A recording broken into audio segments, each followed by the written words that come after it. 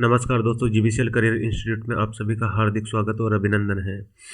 जैसा कि आप सभी को पता है कि हम 2017 का पेपर सॉल्व कर रहे थे 10th क्लास मैथ्स का, जिसमें हम 3 वीडियो ऑलरेडी आ चुके हैं और ये चौथा वीडियो है। इस वीडियो में हम बचे हुए सारे सवाल सॉल्व करेंगे।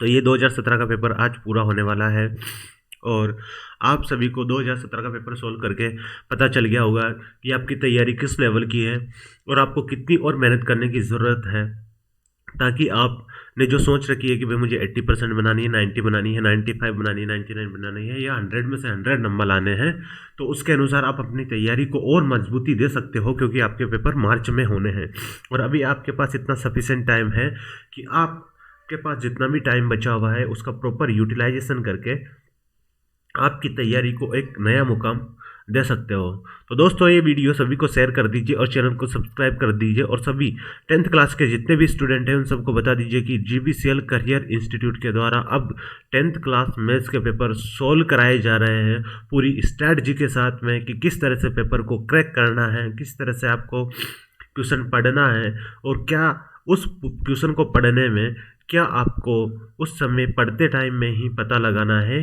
कि क्या इसमें गिवन है और क्या आपको फाइंड करना है, क्या ज्ञात करना है, क्या क्वेश्चन पूछना चाहता है, क्या क्वेश्चन में दे रखा है, किस तरह से लिखना है और कितने सफिशिएंट टाइम में पूरा पेपर सोल्व करना है। तो दोस्तों, आगे बढ़ते हैं और आगे बढ़ते ही ये मोटिवेशन कोड आपके लिए है कि हार तो वो सबक है जो आपको बेहतर होने का मौका देता है। तो दोस्तों, ये जो क्वेश्चन पेपर टेस्ट पेपर आपको सोल्व कराए जा रहे हैं, ये आपको एक प्रैक्टिस के तौर पे है कि आपको यहाँ से पता चलेगा कि आपकी तैयारी कितनी गहरी है, कितने गहरे पानी में हो आप, कितनी मजबूत आपकी तैयारी है और कितनी और मेहनत करने की आपको ज़रूरत है। तो यहाँ से और प्रत्येक हार एक इंसान को सबक सिखाती है या उसको एक मौका देती है कि जब आप नेक्स्ट तैयारी करोगे तो उसमें आपको कौन कौन सी गलतियां जो आपने की है उनको नहीं दोहराना है। तो दोस्तों, आगे बढ़ते हैं और वीडियो की शुरुआत करते हैं क्वेश्चन नंबर 26 के साथ। क्वेश्चन नंबर 26 को पढ़ना आरंभ कीजिए कि 7 रबड़ और 5 पेंसिल का कुल मूल्य 58 रुपये दिया है, जबकि 5 रबड़ और 6 पेंसिल का कुल मूल्य 56 दिया है। तो इस समस्या को बीजगणितीय रूप में व्यक्त करना है और ग्राफीय विधि से इसको सोल्व करना है। तो इस क्वेश्चन में हमें दो चीज़ें दी हुई है, एक तो रबड़ दिया हुआ है, एक पेंसिल दिया हुआ है और दोनों ही अननोन है, दोनों के मूल्य को अपन को ज्ञात करना है। दो समीकरण है और दो वेरिएबल है। तो दो समीकरण है तो दो वेरिएबल है, तो इनको हम ज्ञात कर सकते हैं। तो सबसे पहले क्या करते हैं, मान लेते हैं कि रबड़ का मूल्य x है तथा पेंसिल का मूल्य y है। माना रबड़ का मूल्य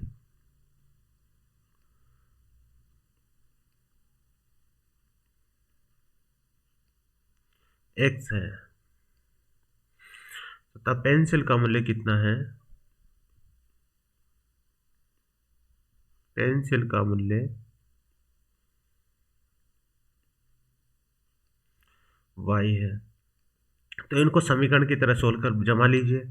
तो 7x, 7 रबड़ और 5 पेंसिल, 5y, इन सब का मूल्य कितना दे रखा है, 58। ये समीकरण नंबर बन गई एक। दूसरा दे रखा है 5 रबड़ तो 5x, 6 पेंसिल तो 6y और इनका मूल्य दे रखा है 56। तो ये दूसरी समीकरण बन चुकी है। अब दो समीकरण बन चुके हैं, इन दोनों समीकरणों को आपको हल करना है। तो हम क्या करते हैं, इस x का मान उस संख्या से गुणा करते हैं कि x की वैल्यू बराबर आ जाए। तो समीकरण 1 को किससे गुणा कर दे, 5 से गुणा कर दे। समीकरण 1 को 5 से तथा समीकरण 2 को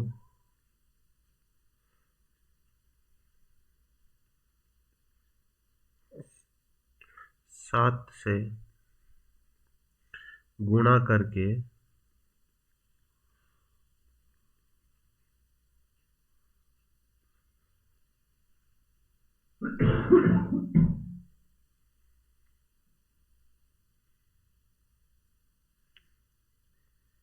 घटाने पर।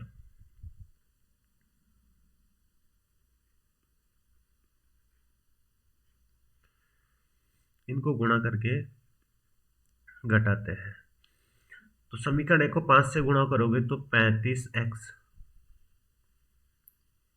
माइनस प्लस हो जाएगा 25y बराबर 58 को आप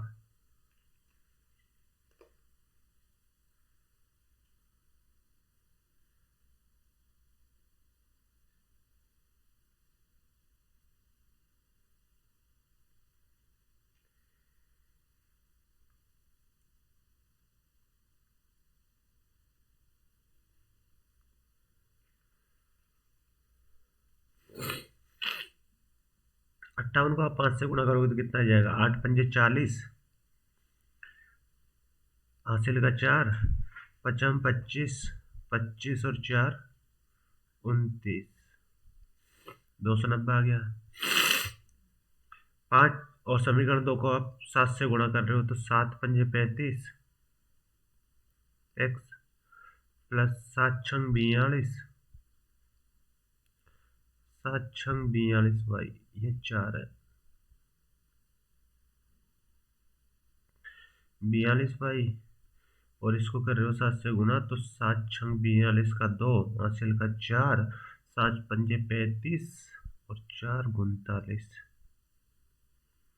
इन सबको घटाना है तो घटाओ का चिन्ह लगा दिया।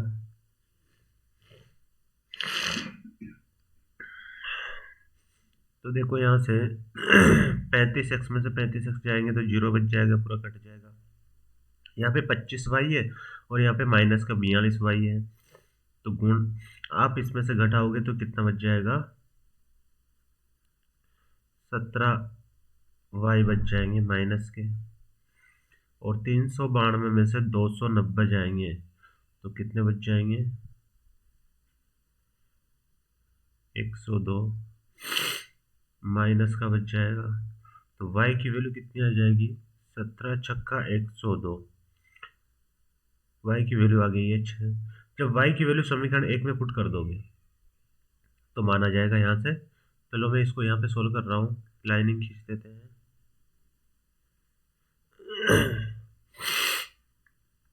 y का मान y बराबर 6 समीकरण 1 में रखने पर, समीकरण 1 में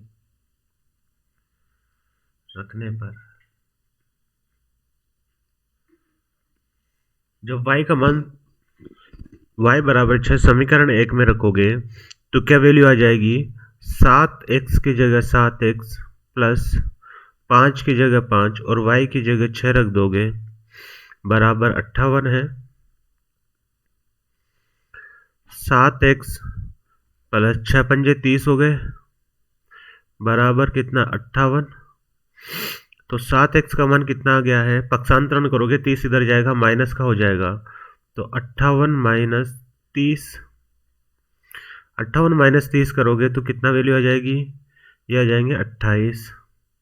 7x बराबर, तो यहाँ से x की वैल्यू कितनी आ जाएगी? x की वैल्यू आ जाएगी 4। तो x और y की वैल्यू, यानी आपको क्या निकालना था? रबड़ और पेंसिल का मूल्य निकालना था। अतः रबड़ का मूल्य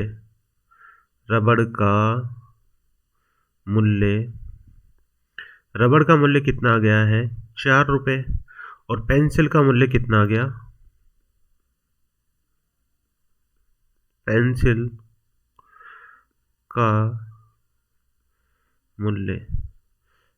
का मूल्य आ चुका है 6 रुपये।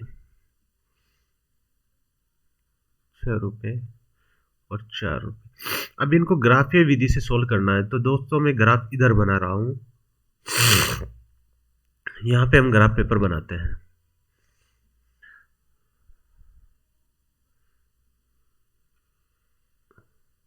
ये हमारी हो गई एक्स एक्सिस और इधर होगी ये माइनस की एक्स एक्सिस।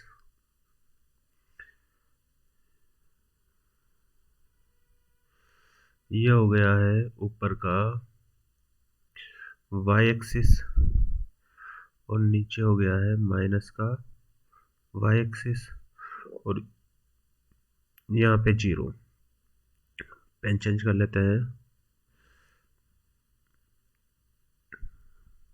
मैं यहाँ पे मान लेता हूँ 1, 2।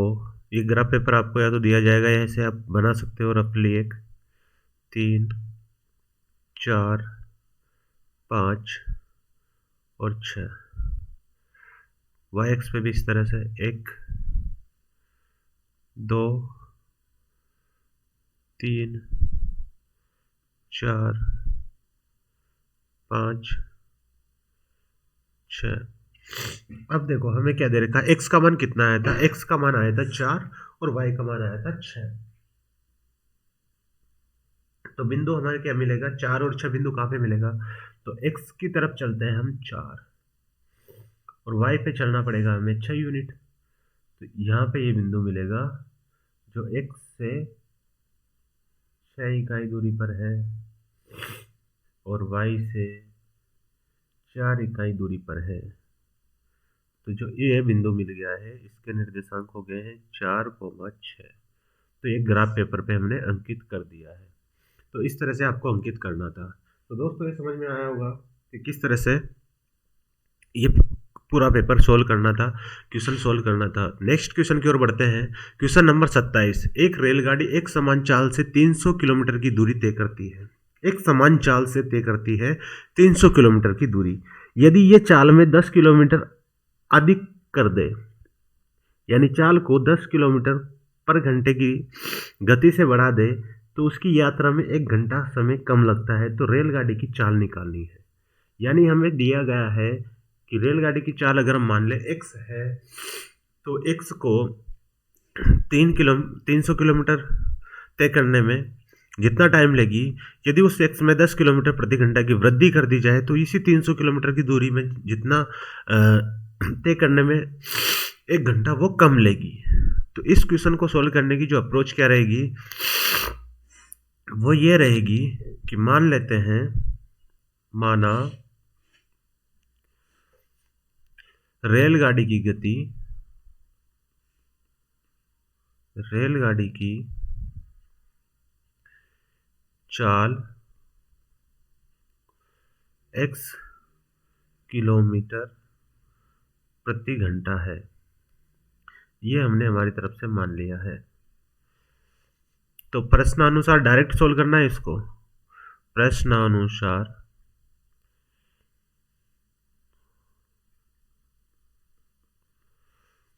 प्रश्नानुसार सीधी वैल्यू पुट करनी है।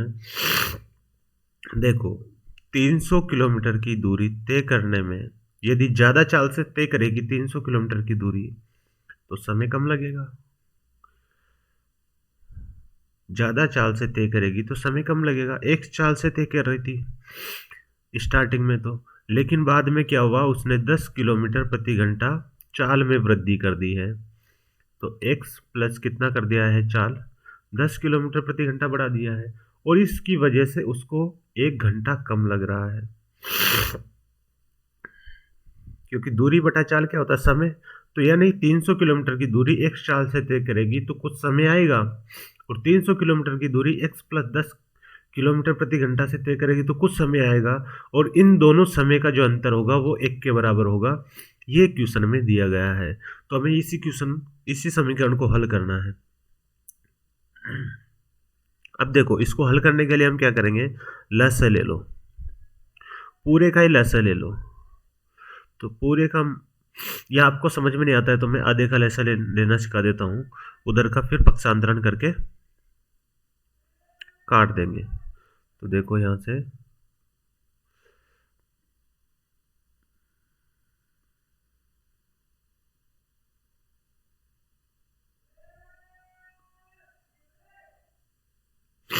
आधे का ही ले लेते हैं, पक्षांतरण कर लेंगे फिर बाद में, ताकि आपको अच्छी तरह से समझ में आए। बराबर 1 का 1 लिख दिया मैंने इधर। लसा क्या आ जाएगा, लसा आ जाएगा x इंटू एक्स प्लस 10। नीचे x है तो ये ऊपर क्या बच जाएगा, 300 इंटू एक्स हो जाएगा। तो 300x प्लस 310 से गुणा होगा तो 3000 हो जाएगा। माइनस का माइनस, ये कितनी बार भाग जाएगा, x बार, तो ऊपर के 300x से गुणा हो जाएंगे 300x आ जाएगा। देखो 300x से 300x कट गया, ऊपर बच गया 3000। 3000 ऊपर बच गया, और नीचे क्या बच गया, नीचे वाली संख्या को मैं गुणा कर देता हूं, तो नीचे हो जाएगा एक्स स्क्वायर प्लस 10x बराबर 1। जब इसको आप पक्षांतरण करोगे तो ये उधर चला जाएगा, तो मैं इसको डायरेक्टली क्या लिख रहा हूं, एक्स स्क्वायर प्लस 10x बराबर 3000। आप इसको इधर करोगे पक्षांतरण लाके, तो x square plus 10x minus 3000 बराबर 0 आ जाएगा। अब इस क्वेश्चन को यहां पे सोल्व करते हैं इधर। अब देखो यहां से 3 बिंदु है, यह 3 पद है, तो इस 3 पद को 4 पद में बना के आपने सोल्व करना सीखा होगा कि 3 पद को 4 पद में बना के किस तरह से सोल्व करते हैं। तो एक्स स्क्वायर का एक्स स्क्वायर यानी बीच वाले पद को इस तरह से तोड़ना है कि इन दोनों का मल्टीप्लिकेशन लास्ट फर्स्ट टर्म्स और लास्ट टर्म का मल्टीप्लिकेशन बीच वाली टर्म्स को के अनुसार बनाना है। तो मैं क्या लिख दूं इसको, बीच वाली टर्म्स को मैंने लिख दिया 60x माइनस 50x माइनस 3000, यानी 3000 के हमने 3000 को इस तरह से तोड़ लिया कि उससे बीच वाले पद बन जाए। तो बीच वाले पद बन गए दोनों, 60x में से 50x घटाओगे तो 10x ही बनेगा। तो ये जो लास्ट वाली टर्म्स थी उसको 2 पदों में तोड़ दिया। अब ये देखो पूरा का पूरा जो समीकरण था ये 4 पद में बन चुका है। इस 4 पद को अब आप दो के पदों के अनुसार इसको सोल्व कर सकते हो। तो पहले 2 पदों में क्या कॉमन आ रहा है, पहले 2 पद में से x कॉमन आ रहा है, तो क्या बचेगा, x प्लस 60 बच जाएगा। दूसरे पद में क्या कॉमन आ रहा है, माइनस का 50, तो क्या बचेगा यहाँ पे x प्लस 60 बच जाएगा, ये बराबर 0 है इसे। अब देखो इन दोनों पदों में x प्लस 60 बाहर आ जाएगा, यहाँ भी x प्लस 60 है, तो x प्लस 60 बाहर आ चुका है, और पहले वाली संख्या के पास x बच चुका, दूसरे वाले के पास 50 बच गया, बराबर 0 है सही। अब दो संख्याओं का यदि गुणा 0 के बराबर है, इसका मतलब यही होता है कि या तो ये वाली संख्या 0 के बराबर है या फिर ये संख्या 0 के बराबर है, क्योंकि दो ही संख्याओं का गुणनफल एक ही कंडीशन में 0 आ सकता है, कि या तो वो इन दोनों में से कोई संख्या 0 के बराबर होना जरूरी है। तो x प्लस 60 बराबर 0, या फिर x माइनस 50 बराबर 0। तो यहां से x की वैल्यू कितनी आ गई, x की वैल्यू आ गई है माइनस का 60, या फिर x का मान क्या आ चुका है, x बराबर आ चुका है 50। अब देखो हमने क्या माना था, x क्या है, x है रेलगाड़ी की चाल। क्या रेलगाड़ी की चाल नेगेटिव हो सकती है क्या, तो रेलगाड़ी की चाल नेगेटिव नहीं हो सकती, यानी ये वैल्यू तो पॉसिबल नहीं है। तो x का मान क्या आएगा, 50। तो यहां से लिख देंगे हम, अतः रेलगाड़ी की चाल बराबर, रेलगाड़ी की चाल बराबर 50 किलोमीटर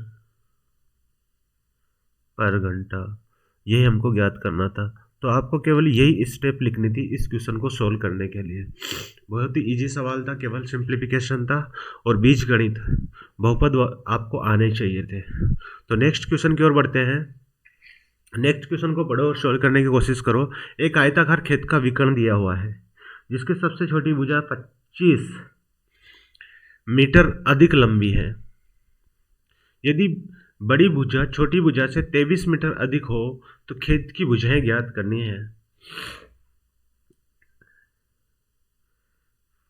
तो यहां से एक क्वेश्चन पढ़ के आपको पता ही चल गया है कि हमें कुल मिला के एक आयत को के बारे में नॉलेज होनी चाहिए और एक आयत को ही सोल्व करना है। तो देखो इस क्वेश्चन को सोल्व करने की कोशिश करते हैं। माना आयत की सबसे छोटी भुजा मान लेते हैं x, माना आयत की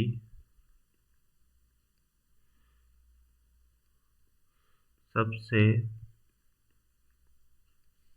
छोटी भुजा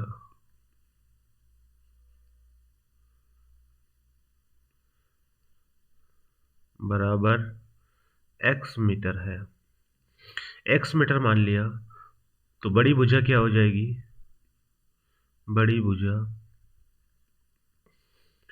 भुजा की लंबाई क्या है, x प्लस 23 हो जाएगी, क्योंकि वो 23 सेंटीमीटर 23 मीटर ज़्यादा है, x प्लस 23 मीटर हो जाएगी। आयताकार खेत का विकर्ण उसकी छोटी भुजा से 25 मीटर अधिक है, और विकर्ण की लंबाई क्या हो जाएगी, विकर्ण की लंबाई हो जाएगी सबसे छोटी भुजा से 25 अधिक है, तो x प्लस 25 आ जाएगा। अब देखो यहाँ से मैंने ये आयत बना दिया, अब आपको अच्छी तरह समझ में आ जाएगा, ये A है, ये B है, ये C है, और ये D है, और ये इसका विकर्ण हो चुका है। तो ये छोटी भुजा x हो गई है, ये बड़ी भुजा x प्लस 23 हो गई है, और ये विकर्ण x प्लस 25 हो गया है। तो आपको पता चल गया ये एक समकोण त्रिभुज बन गया ABC।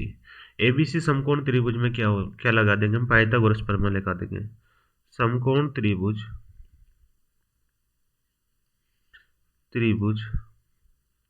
ABC में पाइथागोरस प्रमेय से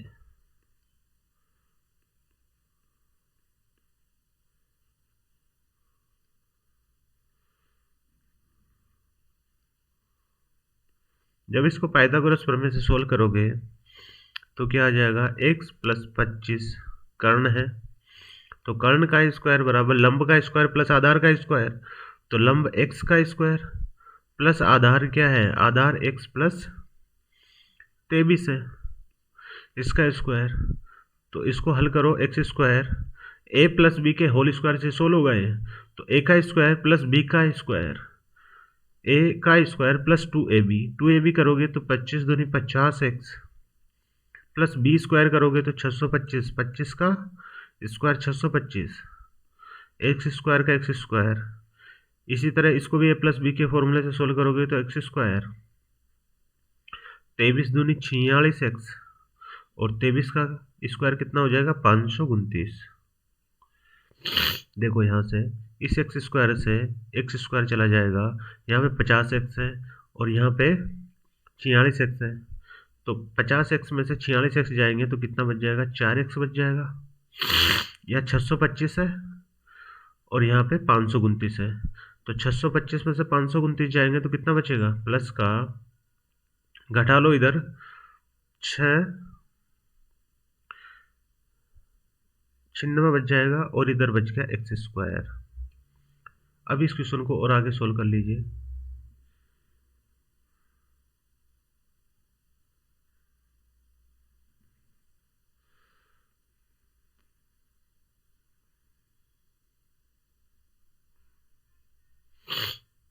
पक्षांतरण करके इधर ले आइए पूरी की पूरी संख्या को, तो मैं एक्स स्क्वायर को एक्स स्क्वायर रख दिया, जब पक्षांतरण करके उधर जाएगी तो ये हो जाएगा माइनस का 4x माइनस के 46 बराबर 0।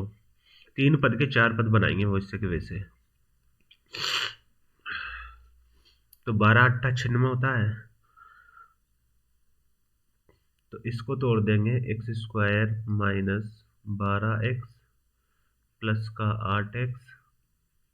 देखो 3 पद के 4 पद बनाना आपको आता होगा, ये मैं मानता हूँ, नहीं आता है तो आपको सीखना पड़ेगा क्योंकि एग्जाम में बेहद ही जरूरी है। 3 पद के 4 पद बन गए, यहाँ से कॉमन आ जाएगा, x माइनस 12 बच जाएगा अंदर, प्लस यहाँ से 8 कॉमन आ जाएगा, x माइनस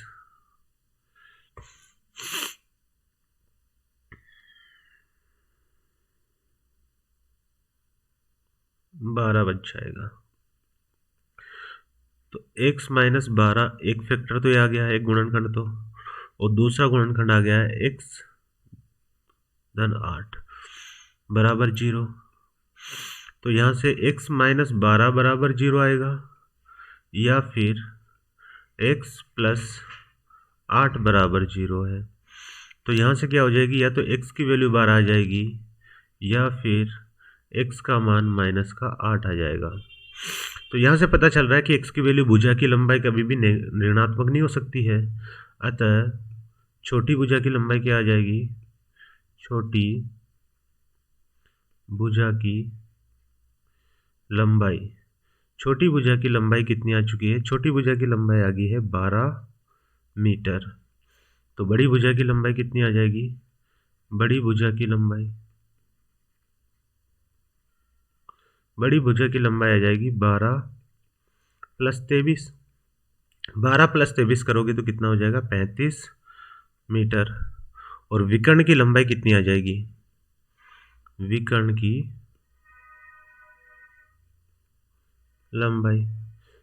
की लंबाई 12 प्लस 25। 12 प्लस 25 करोगे तो ये हो जाएगा 37 मीटर। तो ये हमको निकालना था और ये सारी की सारी चीज़ें ज्ञात हो चुकी है। तो आई होप ये क्वेश्चन आपको समझ में आया होगा और क्वेश्चन पढ़ के आपको पता चल गया होगा कि हमें क्या करना है, क्या हमको गिवन है, क्या निकालना है। तो नेक्स्ट क्वेश्चन की ओर बढ़ते हैं। क्वेश्चन नंबर 28 त्रिकोणमिति का सवाल है। एकदम इजी सवाल है। कुछ त्रिकोणमिति के जो इजी से सवाल हैं वो जो फॉर्मूले हैं वो हमें आने चाहिए और किस तरह से क्वेश्चन सोल्व हो जाएगा आप देखते देखते पता चलेगा आपको। देखो हम फर्स्ट पार्ट करते हैं। इसका पहला पार्ट कर रहा हूँ मैं यहाँ पे।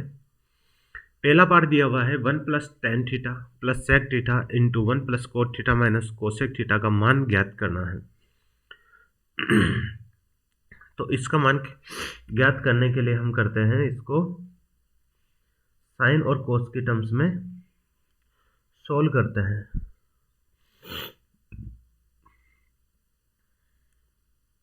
1 प्लस टेन थीटा को लिख देते हैं sign theta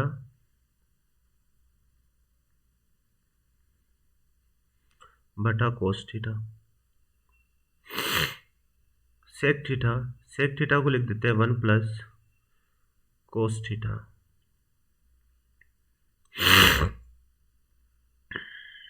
into 1 plus cot theta minus cosec theta है तो मैं इसको क्या लिख दूंगा? 1 प्लस कोट थीटा को क्या लिख सकते हैं? कोट थीटा को लिख सकते हैं cos theta upon sine theta. ये कोट थीटा का फॉर्मूला है और माइनस का 1 अपॉन कोसेक थीटा को क्या लिख देंगे? Sine theta. तो ये पूरा का पूरा आपको समझ में आ गया होगा स्टेप।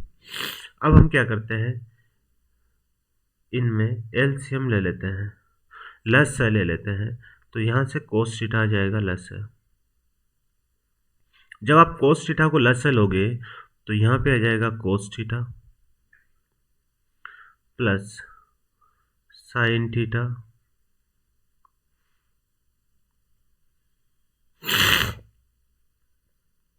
प्लस 1।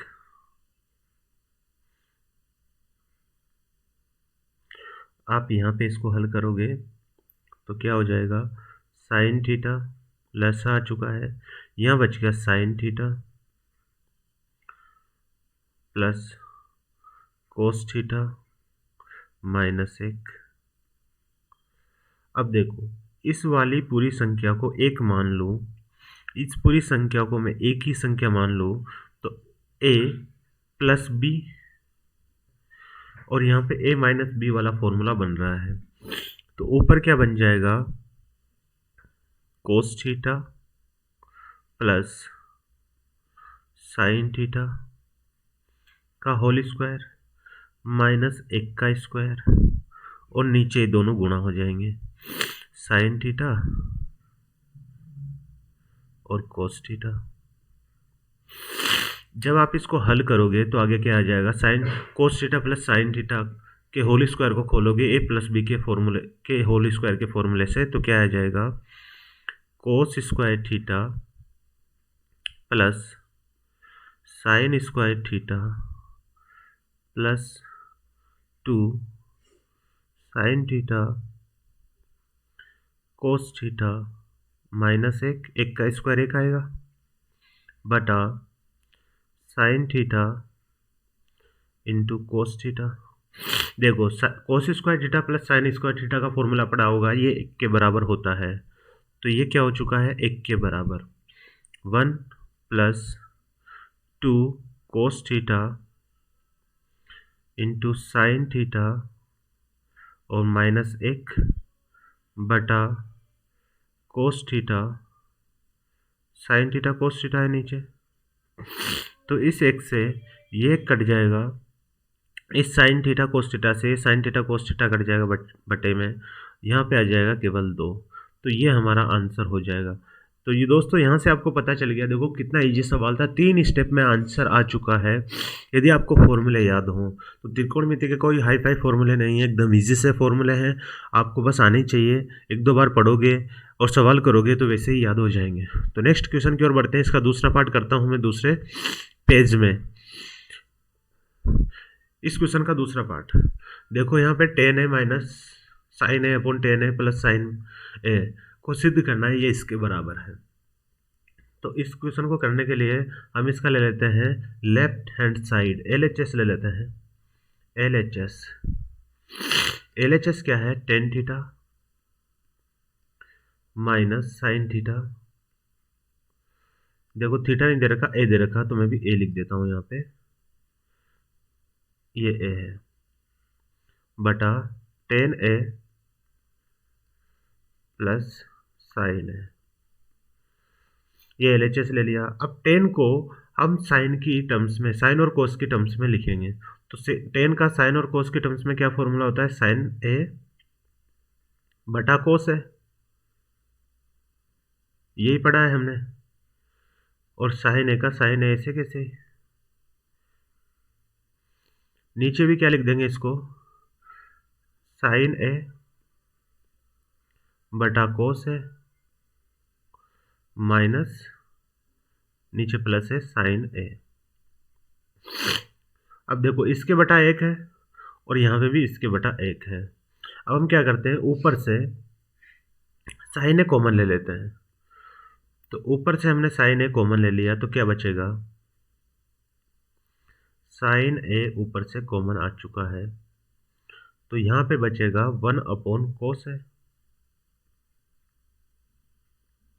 माइनस, ऊपर से यहाँ पे साइन ए बाहर निकल गया तो ऊपर भी 1 बचा नीचे भी 1 बचा, तो 1 बटा 1 1 ही होगा।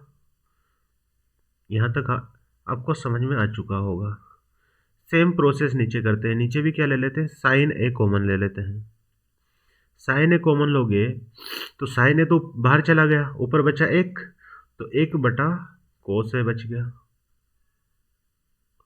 माइनस, देखो यहाँ से साइन ए ऊपर था वो बाहर चला गया, तो ऊपर बचा 1 और नीचे भी 1, तो 1 बटा 1 को क्या लिखेंगे, 1।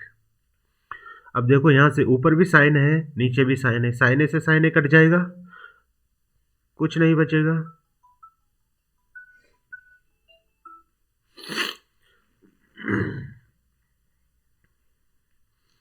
देखो नीचे प्लस आएगा यहाँ पे। अब 1 अपॉन कोसे को क्या लिखते हैं, 1 अपॉन कोसे को आप लोग सेक लिखते हैं, सेक ही पढ़ा है ना।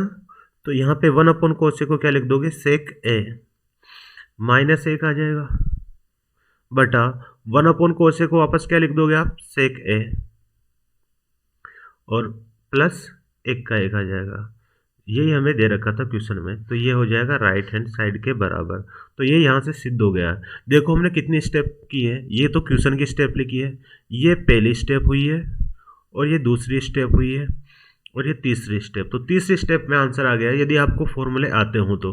और फॉर्मूले कोई हाई फाई फॉर्मूले नहीं लिखे, सारे के सारे फॉर्मूले ईजी थे, केवल tan का फॉर्मूला यूज किया है। tan थीटा का आपने पढ़ाया होगा, साइन थीटा बटा कोस थीटा होता है, और 1 अपॉन कोस थीटा बराबर सेक थीटा होता है, या फिर आप इसको भी यूँ भी लिख देते हो कि कोस थीटा बराबर 1 अपॉन सेक थीटा होता है। तो 2 ही फॉर्मूले काम में आए हैं, बाकी तो हमने एक कॉमन लेना और गुणा भाग करना, ये प्रोसेस थी इसमें।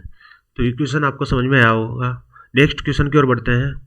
क्वेश्चन नंबर 29, एक त्रिभुज का क्षेत्रफल ज्ञात कीजिए जिसके शीर्ष दे रखे हैं।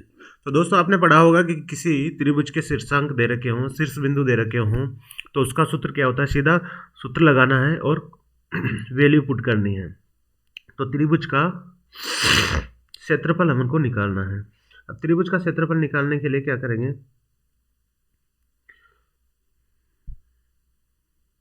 त्रिभुज के क्षेत्रफल का फॉर्मूला क्या है, त्रिभुज का क्षेत्रफल, त्रिभुज का क्षेत्रफल क्या है, 1/2 इंटू, जब निर्देशांक दे रखे हो तो कैसे करोगे, x1 into y2 minus y3 plus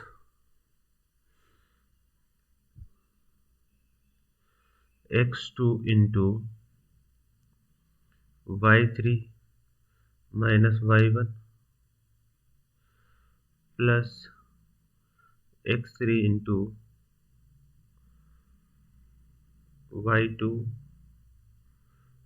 x3 into y1 minus y2।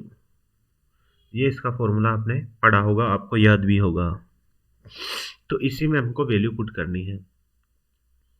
जब आप वैल्यू पुट करोगे तो 1/2 का 1/2 x1, देखो यहाँ से ये निर्देशांक आपको पता होना चाहिए, ये x1 है, ये y1 है, ये x2 है, ये y2 है, ये x3 है और ये y3 है।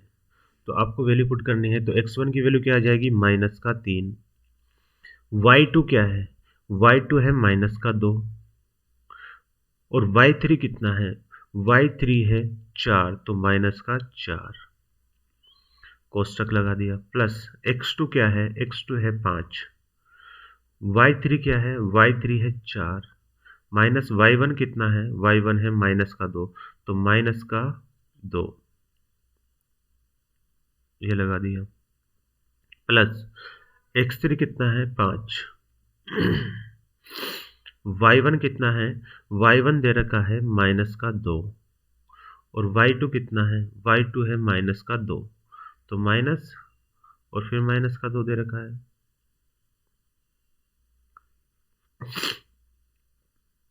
एक बटा दो का 1/2, देखो इसको हल करते हैं, -3 गुणा ये माइनस की संख्या जुड़ जाएगी आपस में, तो -6 हो जाएगा, प्लस 5, ये -2 है और y1 भी क्या था, -2 था, तो ये माइनस लगा है, यानी माइनस माइनस गुणा करोगे तो प्लस हो जाएगा, तो ये हो जाएगा +2, तो 4 और प्लस के 2 जुड़ के कितने हो जाएंगे, 6 हो जाएगा। प्लस 5 है, ये -2 है और ये -2 और ये -2 दोनों गुणा हो गए, क्या हो जाएंगे, +2 और -2 क्या हो जाएगा, 0।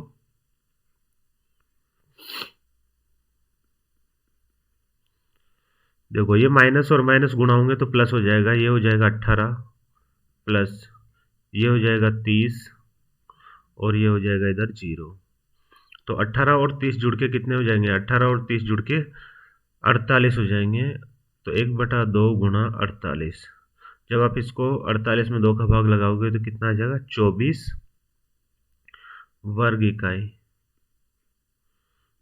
इकाई। ये यूनिट लिखना बहुत जरूरी है, इकाई लिखना बहुत जरूरी, क्योंकि किसी भी क्षेत्रफल की इकाई वर्ग इकाई होती है, या तो वर्ग सेंटीमीटर होगा या वर्ग मीटर होगा। यदि आप यहाँ पे इसकी इकाई नहीं लिखोगे तो एग्जामिनर नंबर काट सकता है। तो आपको मैथ्स में ये विशेष ध्यान रखना है इकाई का।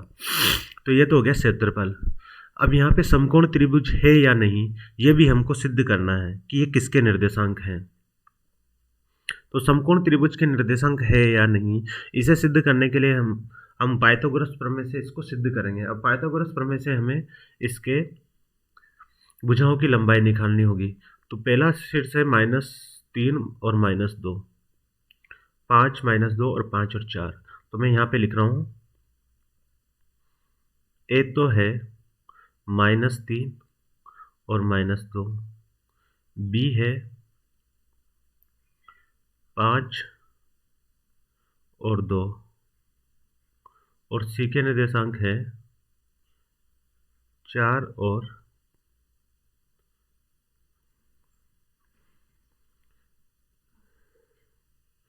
5 और 4 है। यहाँ पे 4 आएगा और यहाँ पे 5 आएगा, ये 5 और 4 है और यहाँ पे -2 है। तो ये इसके निर्देशांक हो चुके हैं। अब ये समकोण त्रिभुज के शीर्ष है या नहीं है, तो ए बी की लंबाई निकाल लेते हैं। ए बी की लंबाई आपने फॉर्मूला पढ़ ही लिया होगा, निर्देशांक ज्यामिति में किस तरह से निकालते हैं। x1 minus x2 plus x1 minus x2 का square plus y1 minus y2 का स्क्वायर। तो मैं डायरेक्ट ही कर रहा हूँ इसको, या फिर लिख लो आप x2 माइनस x1 का स्क्वायर, ये फॉर्मूला है इसका, प्लस y2 माइनस y1 का स्क्वायर। इसमें वैल्यू पुट कर दो आप, x1 x2 y1 y2 किसी को भी मान सकते हो, मैं एक को ही मान रहा हूँ, -3 -5 का स्क्वायर प्लस -2 और माइनस माइनस प्लस हो जाएंगे, b को y2 ले रहा हूँ तो माइनस का ये भी 2 आ जाएगा का स्क्वायर। जब आप इसको सोल्व करोगे तो ये तो हो जाएगा 0, ये तो हो गया 0, और ये हो जाएगा माइनस का 8, और 8 का स्क्वायर करोगे तो 64 आ चुका है, और इसकी वैल्यू कितनी आ जाएगी 8। तो ए बी आ चुका है। इसी तरह आप बी सी निकाल लो, बी सी की लंबाई क्या आ जाएगी, बी सी की लंबाई निकालोगे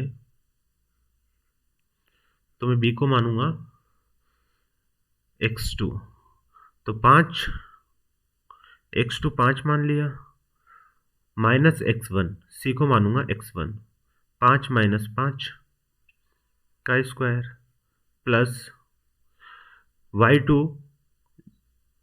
-2 हो जाएगा, और सी का हो जाएगा 4। तो यहाँ से जब आप सोल्व करोगे इसको तो ये तो हो जाएगा 0, और ये हो जाएगा -2 और माइनस का 4 6, 6 का स्क्वायर करोगे 36, और इसका जब अंडर रूट हटाओगे तो 6 आ जाएगा। इसी तरह से आप AC निकाल लो, AC की लंबाई, जब AC की लंबाई निकालोगे तो क्या आ जाएगी, ए को ही मान रहा हूँ मैं x2 3, और सी में हो जाएगा -5 का स्क्वायर प्लस -2, और ये हो जाएगा -4 का स्क्वायर।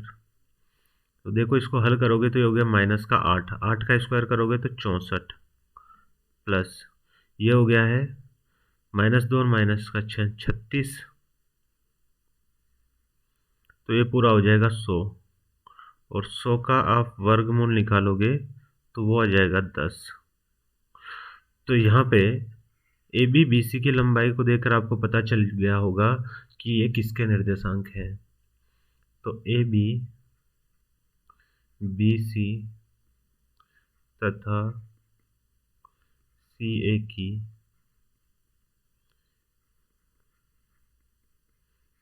लंबाई से कर्ण का स्क्वायर बराबर आधार का स्क्वायर प्लस लंब का स्क्वायर। तो यहाँ से आपको पता चल रहा है कि 10 का स्क्वायर करोगे बराबर, या मैं इसको लिख दूँ AC का स्क्वायर, AC का स्क्वायर इक्वल्स टू AB का स्क्वायर प्लस BC का स्क्वायर। सिर्फ दोहराए क्यों नहीं हो रहा है, AC की वैल्यू रख दो 10 बराबर AB की वैल्यू है 8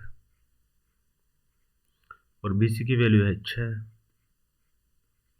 तो ये हो गया 100 बराबर 64 प्लस 36। तो यहाँ से भी 100 आ गया और इधर तो 100 है ही सही। तो LHS बराबर RHS। अतः दिए गए बिंदु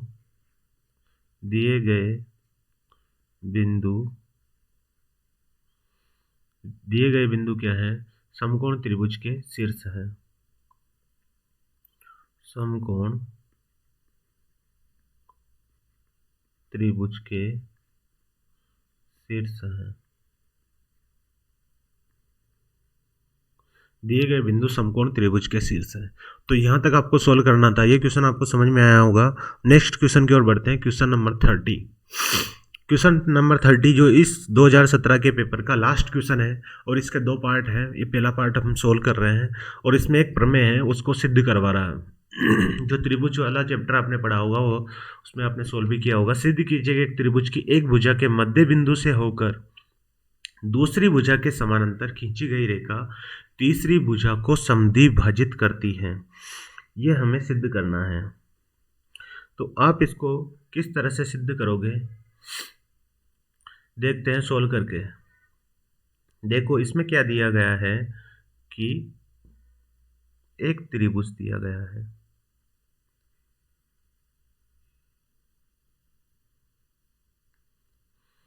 ये त्रिभुज है ए बी और सी। अब ये देख बोल ये रहा है इस प्रमेय में कि एक भुजा के मध्य बिंदु से, मान लेते हैं एक भुजा का मध्य बिंदु है P, ये P है, ये ए बी का मध्य बिंदु है, से होकर दूसरी भुजा के समानांतर, ये दूसरी भुजा ये होगी, इसके समानांतर मैंने कोई रेखा खींची आगे, तो ये बोल रहा है कि जो Q बिंदु आएगा इस Q बिंदु को AC का मध्य बिंदु सिद्ध करना है। ये हमें इसमें सोल्व करना है। तो इसको किस तरह से सिद्ध करेंगे,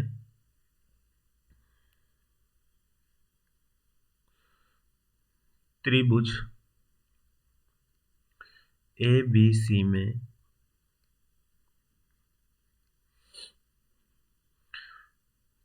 बिंदु P AB का मध्य बिंदु है।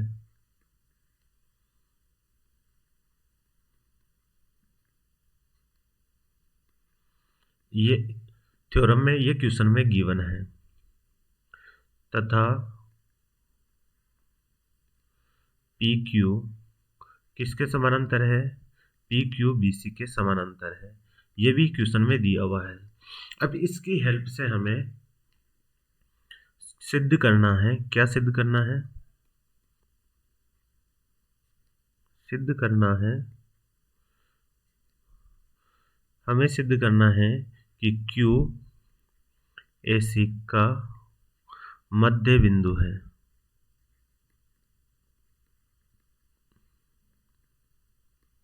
ये हमें सिद्ध करना है। तो यहां से हम हल करते हैं इसको। तो हल करोगे तो आप क्या करो,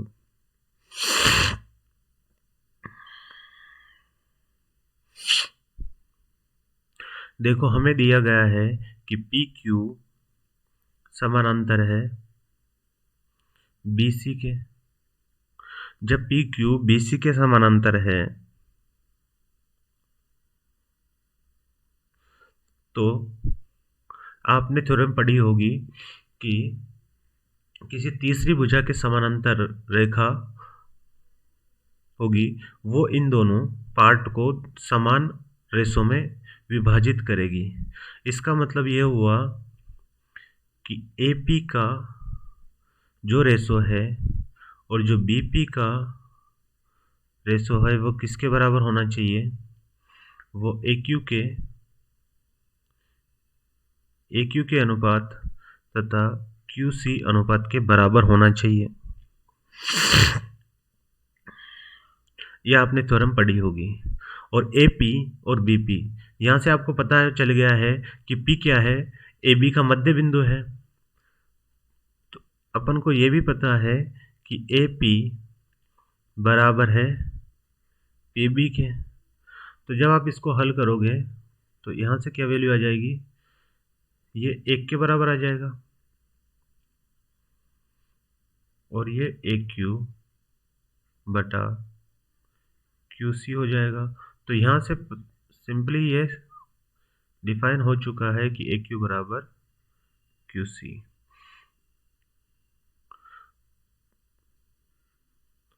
तो यहाँ पे आप लिख दोगे अतः Q AC का मध्य बिंदु है।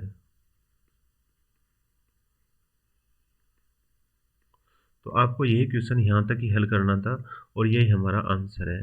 तो कितना इजी सवाल था और कितनी सी स्टेप लिखनी थी इसमें। तो ये क्वेश्चन आपको समझ में आया होगा। अब इसका नेक्स्ट पार्ट करते हैं।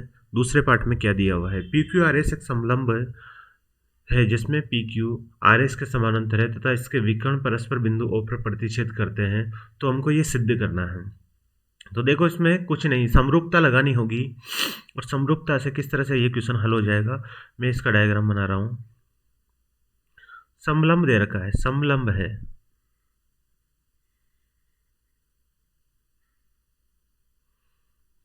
P Q R और S।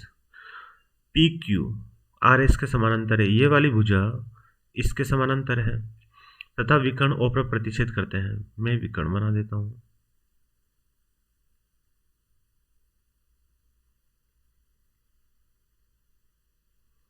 और ये O पर प्रतिच्छेद कर रहे हैं।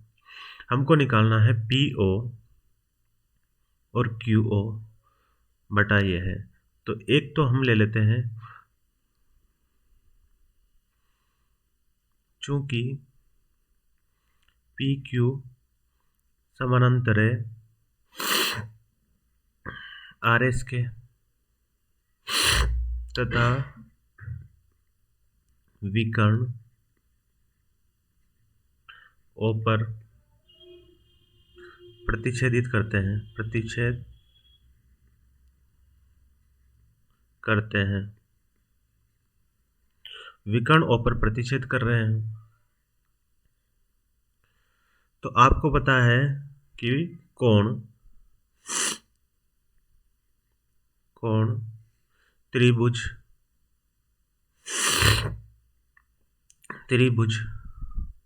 OSR तथा त्रिभुज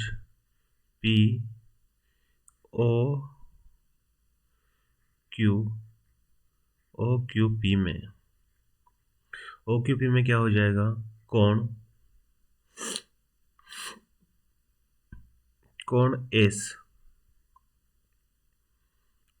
S बराबर कोण Q हो जाएगा। एकांतर कोण है, दो समांतर रेखाएं एक दूसरे को प्रतिच्छेद करती है, एकांतर कोण हो गए। कोण R बराबर कोण P हो जाएगा। ये भी कौन सा कोण है, एकांतर कोण है। और कोण O बराबर कोण O हो जाएगा। शीर्षाभिमुख कोण हो गए, शीर्षाभिमुख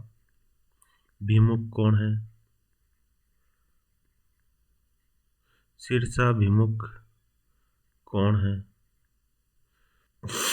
तो यहां से आपको पता चल गया होगा कि कोण नियम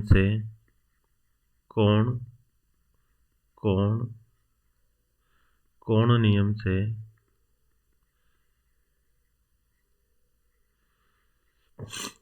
त्रिभुज OSR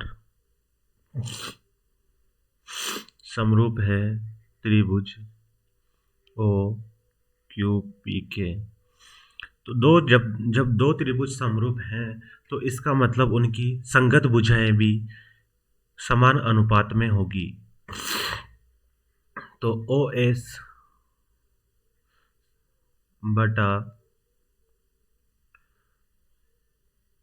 OR बराबर क्या हो जाएगा, OS बटा OR बराबर OQ बटा OP हो जाएगा।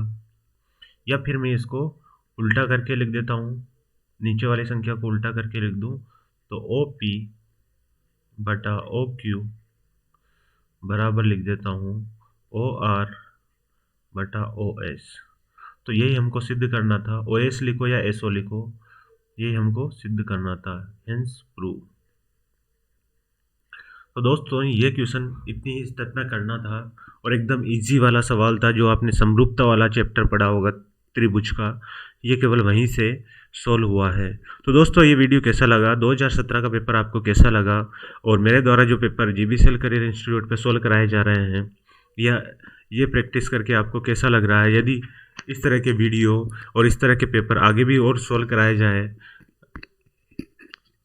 तो आपको अच्छा लगे तो बताना कमेंट बॉक्स में कि इस तरह की सीरीज चालू रखी जाए या फिर बंद की जाए।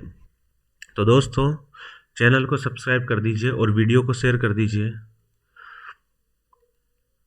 और लास्ट में विदा लेते हैं आपसे। जय हिंद।